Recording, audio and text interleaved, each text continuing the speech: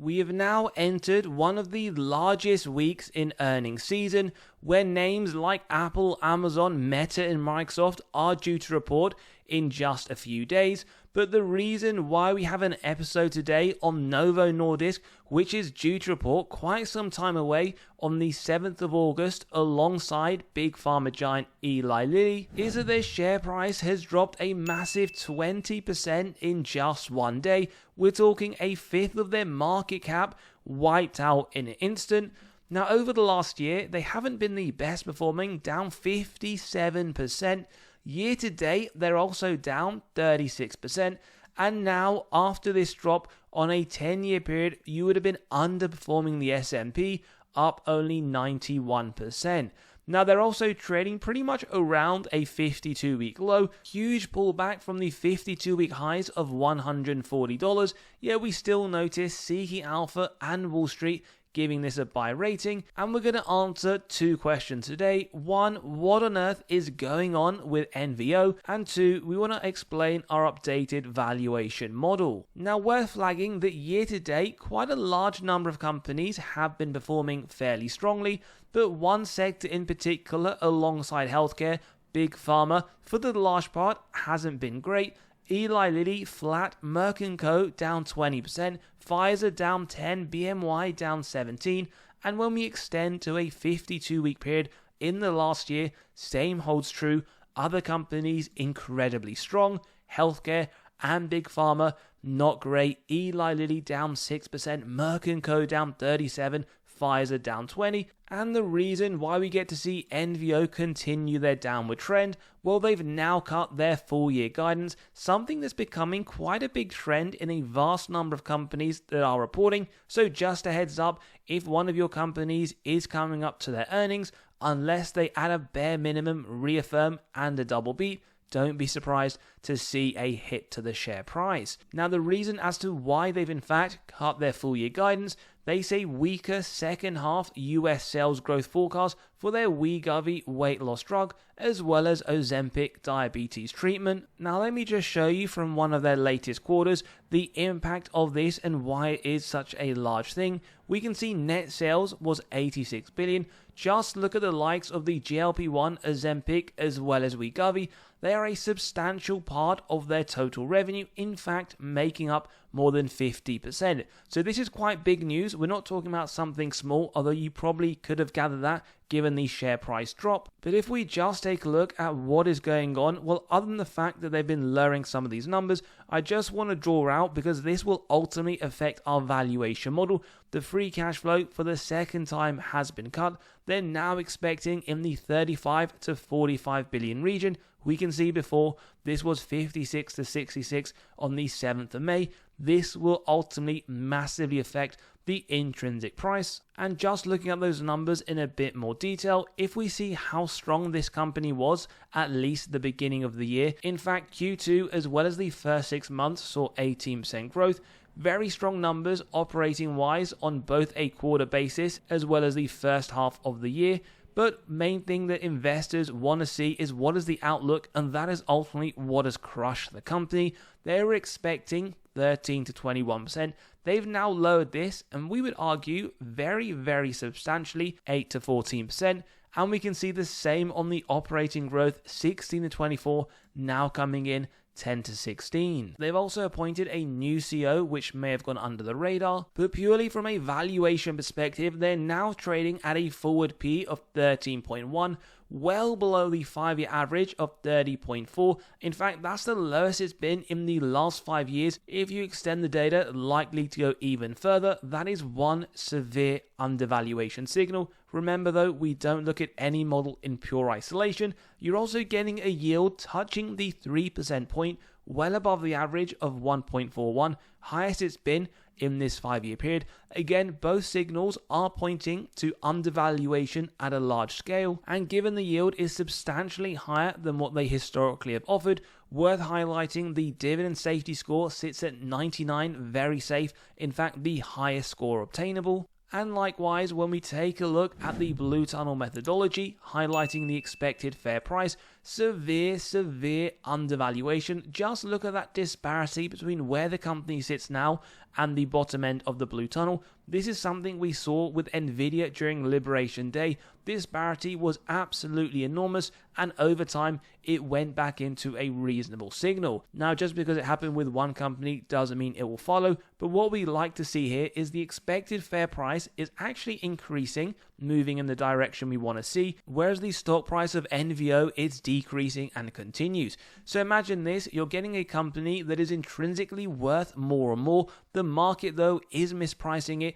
and is giving an opportunity at severe undervaluation. But again, that is if this holds true in your own investment thesis. And if we zoom out to the last 5 years, in fact from 2025 onwards was the only time you could have got this in a severely undervalued level. Prior to that, it was for the large part in severe overvaluation. And whilst we get a D on the valuation gradings, these numbers have not yet been updated because, as we highlighted, it is now trading at a 13 forward P, which makes it well below the sector and in fact well below their own 5-year average. These again are signs of severe undervaluation, but the market, very similar to United Health that we looked at earlier, does not want to touch this company at all. We're sitting in greed/extreme greed, and valuations continue to be stretched, investors piling in money to companies with extraordinary forward valuations.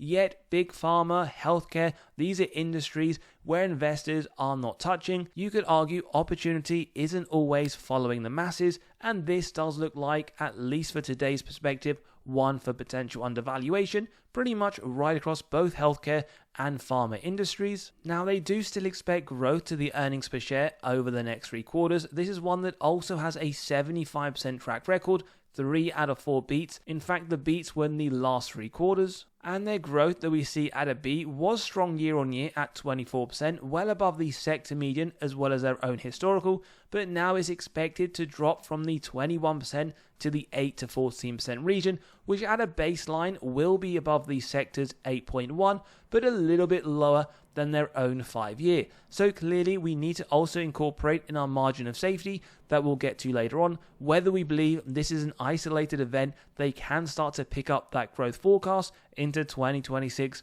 or this issue is here to stay. EPS 13% anticipated in the next 3 to 5 years. That is above the sector at 11, but below their historical of 15. And always good to just remind ourselves this is a very profitable company, in fact a profitable industry. A+ on the grading, 85% margin, well above the sector at 59, an improvement to their historical 84, although marginally, and bottom line 35%, sector burning through cash, negative 2%, again improvement to their historical 34, so we are seeing slight efficiencies. And cash from operations 19 billion, well above their average at 12, and again reinforcing the sector, not great, losing money, negative 10 million. Now, as always, we want to highlight, is this an isolated event to NVO, or are we seeing something similar in other pharma companies of a similar size?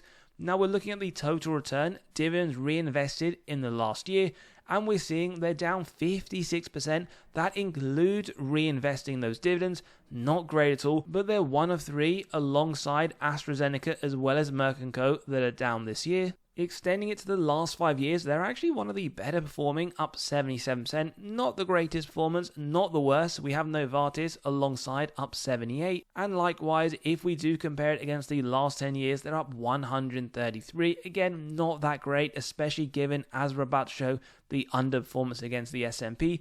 AstraZeneca actually looking decent, up 203%, but worth reminding that past performance isn't an indicator of the future. As we can see clearly, underperformance, negative 45%, S&P up 17%, QQ up 23%. Now over the last 5 years, we do see a fairly similar performance against the QQQ, and over the last 10 years, we do in fact get to see that underperformance. So unless you have faith that they can massively outperform, you could consider low-cost ETF like VO that tracks the S&P. Now institutions hold 12% ownership. We have 6 billion selling in the last year, little bit more buying at 7.2, but a lot more buying in Q2. So overall, and in the more recent period, they have been net buyers, so a little bit more bullish. And when we do look at super investors, in fact, 4 of them hold this company within their own portfolio. Nothing yet for Q2, but as always, when it does drop, we will highlight and alert you, so make sure you are subscribed. Bell notification is on. Now, when we look at the revenue over the last 10 years, it has been very strong, going from 16 billion, now sitting at 40, but always great to understand what does the bottom line net income tell us? Is the trend continual on both revenue and net income? And for the large part, the answer is yes, because we see it triple from 5 billion 10 years ago to now just over 14, and we can see the trend expected to continue at 15.2 on a trailing 12-month basis. And one of the other things we love to incorporate, a quick health check, total cash versus total debt, where cash has doubled from 3 billion, now sitting at 6.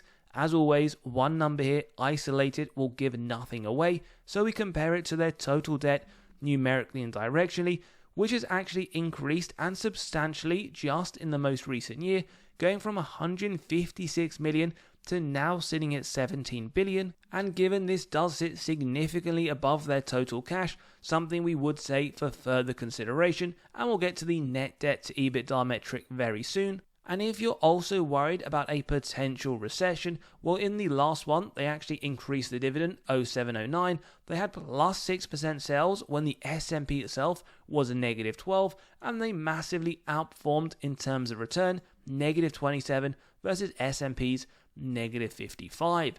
They have historically, not saying it will continue, but been very fast in growing the dividend, 22% trailing 12 month, 22 again on a 5-year basis, and 16 in the last 10 years, whilst also being a dividend aristocrat.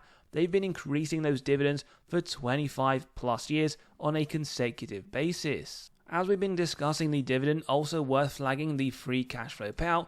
Below 60% gives us faith they can continue double-digit increases. It's gone to 73 in 2024, not too great, but nice to see the drop anticipated to 60% in the next year. Free cash flow growth consistent year on year is what we want to see. We get it for the large part with the expectation of this to continue on the next 12 months. And sales growth, more often than not, at least in the more recent period, we see double digit. Remember, for this full year, they are projecting around 8 to 14%. Now, we've covered the total sales, but in terms of shares outstanding, on top of the double digit dividends, we want companies returning excess cash through those share buybacks, something we've seen them do on a fairly consistent basis. And then we get to one of our favorite metrics, ROIC. Very, very strong, incredible numbers here. 10% at a bare minimum is what our criteria is, just to give us faith management are able to effectively allocate their capital. And then margins also looking strong, operating well above 12%, increasing over the longer term. That is a criteria of a high quality company, and no worries whatsoever on the free cash flow margin. Now, net debt to EBITDA, we did speak about this earlier, and why we do highlight this, which flags the number of years it would take them to pay off all of their debt, because it correlates to balance sheet strength and dividend safety. We want below 3. Now, 0.5 isn't that bad, but what we would say is debt has been increasing at an alarming rate in just the last year, so we would add a little bit more in terms of the margin of safety that we're going to get to for the valuation. And before we jump into that, just to let you know, we have released our latest free weekly article. We drop one every single Monday morning to your inbox completely for free, covering severely undervalued stocks as well as what's gone in the market over the last few days. So click below, you can sign up and read straight away, where you'll also be able to gain access to severely undervalued stocks for the month of July. Lots of information for each one, the upside that Wall Street themselves see over the next year, and we'll be dropping August's copy in a few days. And on top of that, you can grab a spreadsheet of stocks that Wall Street themselves believe have the most upside in the S&P right now. So click below, you can sign up and read straight away. Now we're going to discuss the intrinsic value at $53, and we're going to look at 2 different discounted cash flow models so you can select whichever one is most appropriate. Now the first one, what we want to say is we've used the 2025 position as the lower rate now after their guidance. This sits at $6.5 billion. That is a massive drop from 2024, and we can see 2024's figure was in fact an 11% decrease from 2023. Now, average sits at 10%. We've gone 14, as you can see, low, medium, and high. Numbers are in fact subjective. You can always grab a copy of this model by clicking on the pinned comment below, running through your own numbers, whether it's for Novo Nordisk or any others. But at 14% with a discount rate, we get the present value of future free cash flow and terminal price. Add together with the cash, subtract total debt, get to the equity value, divide by shares outstanding, giving us $53. Downside of 2%, pretty much around the fair price, because right now, based on their lower guidance, baked into the numbers is 14.4%. Now, we'll also flag for transparency and consistency at the 12% level, $46, downside of 15, and at 16%, we can in fact note $60, 11% upside. Now, typically on the channel, we do like to use the middle rate, which is at 14%. Remember, this massive drop in intrinsic value is due to the ginormous cut they've continued to do to their free cash flow expectations. But what we're highlighting is right now, we see it fairly valued based on those numbers. Wall Street, they've continued to lower their price target, so don't be surprised if this continues to drop over the next few weeks. Right now, $82. 52% upside, and if we use a 10% MOS, which is typically our starting point, and we execute if it meets our 3 golden criteria, wide moat, strong financial metrics, good forward-looking data, it becomes a buy at $47, at 15 a buy at 45, at 20 a buy at 42, and at 25 we can see $39. Right now though, based on their drop, we're seeing this at its fair value. Wall Street themselves, upside of 52%. Give us your thoughts on this first DCF model, whether you see it as a buy, hold, or avoid. Now, if we go on to this DCF model, which in fact is the same as the previous ones, where we have the original 10 billion free cash flow, this can be used if you believe that yes, it is lowered, but ultimately they will revert back to the numbers they'd originally estimated. Then you can see here the numbers and the implications. At the 14%, $82, 52% upside. Baked in though right now on this older model, 7.4%, and again consistency at 12, a buy at 72, upside 33, and at 16, $93, 72% upside. Now again, if you do believe this is one that we should use, in fact they will revert back, then the middle rate will give a margin of safety today and is pretty much in line with Wall Street and their estimations. At 20%, a buy at 66, at 30, 58, at 35, pretty much where we see it now. So give us your thoughts on both DCF models, what you believe to be most reasonable, and we'll also flag here the margin of safety on this older model at the 12% rate. Also, you are getting an MOS at 10%, a buy at 65, at 20, a buy at 58, and at 25% where we see it on that growth rate. And one step even further, if we look at the average growth and believe it will continue at that rate, you are still getting a margin of safety at 10%, a buy at 57, at 15, $54. Ultimately, Wall Street still the upside, 52% at $82. Let us know overall NVO, in your view, a buy, hold, or avoid. Don't forget as always to sign up to the free weekly newsletter, grab those spreadsheets, come and join us at Patreon where we cover our buys and sells, and as always, have a great day. We'll see you all on the next one.